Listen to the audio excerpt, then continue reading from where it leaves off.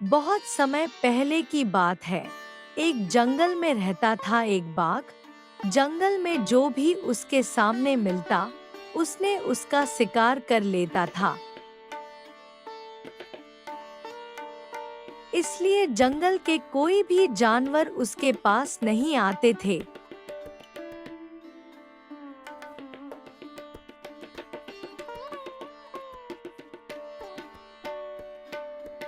एक दिन बाघ जंगल में घूम रहा था। तभी वो एक शिकारी के पिंजरे में फंस गया। बहुत कोशिश करने के बाद भी वो उस पिंजरे से बाहर नहीं निकल पाया। फिर वो थक कर बैठ गया। ऐसे ही बैठे बैठे रात हो जाती है।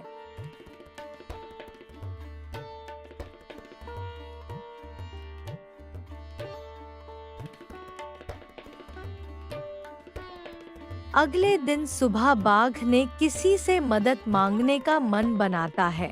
वो किसी जानवर के आने का इंतजार करता रहा, लेकिन कोई उसके पास नहीं आया। ऐसे ही 2 दिन बीत गए। 2 दिन से कुछ ना खाने के कारण बाघ बहुत कमजोर हो गया था। तभी वहां से एक बंदर गुजर रहा था। बाघ उसे देखकर पास बुलाता है।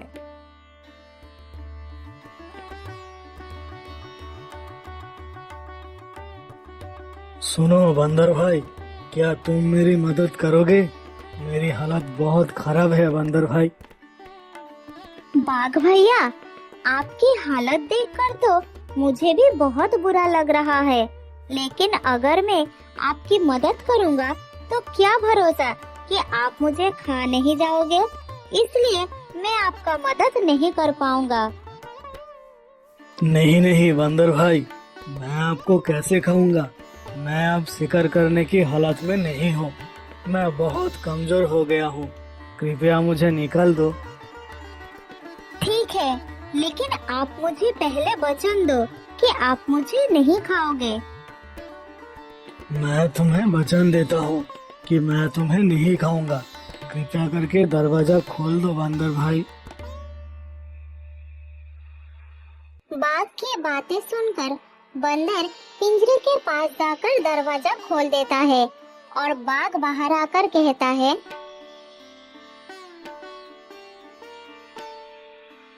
बड़ी भूख लगी है मुझे बंदर भाई, पर तुम भी बहुत स्वादिष्ट लग रहे हो। अब तुम्हें खाकर ही मेरा भूख मिटाऊंगा। बाघ भैया, आपने मुझे वचन दिया था कि आप मुझे नहीं खाओगे। जैसे ही बाघ बंदर की तरफ बढ़ने लगता है, तब बंदर तेजी से भाग निकलता है और बाघ भी उसका पीछा करता है।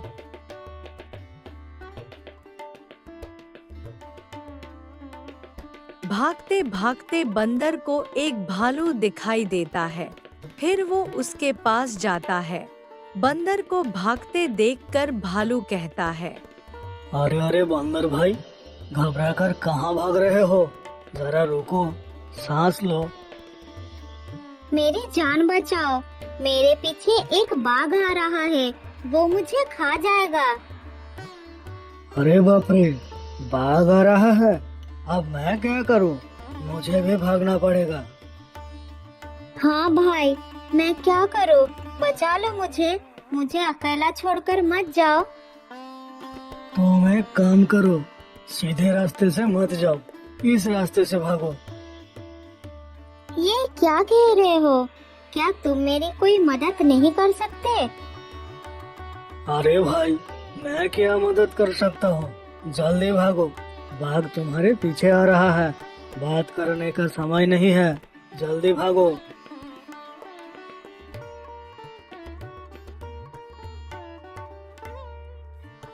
बाघ को अपनी तरफ आता देखकर बंदर और तेजी से भागने लगता है। दौड़ते दौड़ते बंदर एक नदी के किनारे आ जाता है। वहाँ उसे एक हाथी दिखाई देता है। फिर बंदर हाथी के पास जाता है। मुझे बचा लो हाथी भैया, मेरी मदद करो। नहीं तो वो मुझे मार देगा। अरे बंदर भाई, पहले तो बताओ क्या हुआ, फिर मैं देखता हूँ। मेरे पीछे एक जानवर दौड़ते हुए आ रहा है, क्या आप मुझे उससे बचा सकते हो? वो बहुत ही खतरनाक है, बचा लो हाथी भैया। जानवर? कौन सा जानवर? मुझसे बड़ा तो नहीं होगा, नाम बताओ उसका, मैं देखता हूँ, तुम बिल्कुल डरो मत। नहीं हाथी भैया, आपसे तो बहुत ही छोटा है, लेकिन खतरनाक है। तो फिर बताओ कौन सा जानवर है जिससे तुम डर कर भाग रहे हो? हाथी भैया, वो एक बाघ है जिसने मेरे साथ धोखा किया है। क्या कहा तुमने? बाघ? अरे बाप रे, अच्छा तो ठीक है, मैं चलता हूँ, तुम अपना ध्यान रखना। अरे हाथी भैया, मुझे अकेला छोड़ के कहाँ जा रहे हो? मुझे भी आपके साथ ले चलो, नहीं तो वो बाघ मुझे खा जाएगा। मेरे लिए रुको हाथी भैया। बंदर भाई, तुम रुको मत, भागते रहो, भागो भागो, जल्दी भागो। ये कहकर हाथी वहाँ से डर के मारे भाग निकलता है और बंदर बहुत ही दुखी और निराश हो जाता है। किसी ने मेरी मदद नहीं किया, सभी मुझे छोड़कर भाग गए। मुझे लगता है कि मेरा अंतिम समय आ गया है, अब मुझे मरना ही होगा। जब बंदर डर के मारे रो रहा था, तभी अचानक झाड़ियों से एक सियार उसके सामने आ जाता है। सियार को देखकर बंदर और भी डर जाता है और जोर जोर से चिल्लाने लगता है, बचाओ बचाओ, बाघ आ गया, कोई बचाओ मुझे। अरे अरे, क्यों चिल्ला रहे हो तुम? मैं कोई बाघ नहीं हूँ, ठीक से देखो मुझे, डरो मत बंदर भाई। फिर सियार को देखकर बंदर को राहत मिलती है, तब बंदर उसे पूरी घटना बताता है। अरे सियार भाई, आज जब मैं जंगल के रास्ते से आ रहा था, तब मुझे शिकारी के पिंजरे में एक बाघ दिखाई दिया। तब बाघ ने मुझसे उसे पिंजरे से बाहर निकालने के लिए कहता है, लेकिन पहले तो मैंने उसे बाहर निकालने से बिल्कुल मना कर दिया। फिर जब वो मुझसे कहता है कि अगर मैं उसे पिंजरे से आजाद कर दूं, तो वो मेरा दोस्त बन जाएगा, लेकिन जब मैंने उसे पिंजरे से आजाद किया, तो वो मेरा दोस्त बनने के बजाय मुझे खाना चाहता है, इसलिए मैं उसे दूर भाग रहा हूँ। अच्छा, तो ये बात है, ठीक है, मैं तुम्हें उस बाघ से बचाऊंगा। सियार की बात सुनकर बंदर को गुस्सा आता है। फिर वो उसे कहता है, क्या बकवास कर रहे हो? तुम मेरी मदद क्या करोगे? हाथी और भैंस भी हार मान गए बाघ के नाम सुनकर, और तुम तो बस एक छोटा सा सियार हो। अरे भाई, शरीर बड़ा या छोटा होने से कोई फर्क नहीं पड़ता, बस हिम्मत और बुद्धि बड़ी होनी चाहिए। तो क्या तुम उस बाघ से लड़ोगे? भाग जाओ यहाँ से, नहीं तो वो मेरे साथ तुम्हें भी मार देगा। दोनों की बातचीत चल ही रही थी, तभी वहाँ पर बाघ आ जाता है और बंदर को देखकर दहाड़ कर कहता है,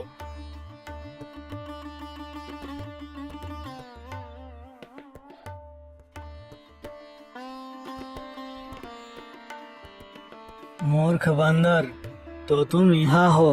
तुमने कैसे सोच लिया कि तुम मुझसे बच पाओगे? तुम जहाँ भी जाओ, मैं तुम्हें ढूंढ निकल लूंगा। अरे अरे, रुक जाओ बाघ भाई, ये तो गलत बात है। मूर्ख सियार, क्या गलत है? क्या कहना चाहते हो तुम?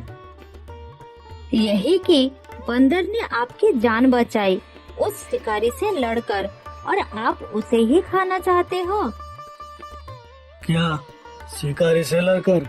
कैसा मजाक है? बंदर ने किसी शिकारी से लड़ाई नहीं की है।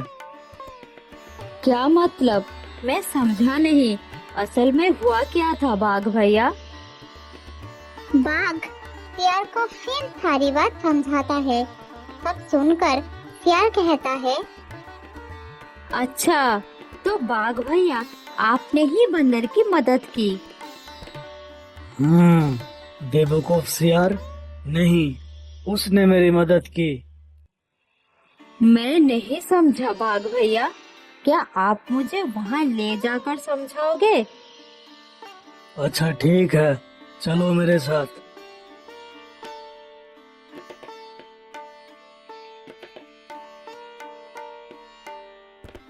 बाघ बंदर और सियार को लेकर फिर उस पिंजरे के पास जाता है और पिंजरे के अंदर जाकर कहता है, देखो सियार, मैं इस पिंजरे में बंद था, ठीक है ऐसे। अच्छा, तो बंदर ने पिंजरा खोला कैसे, ये तो बताओ।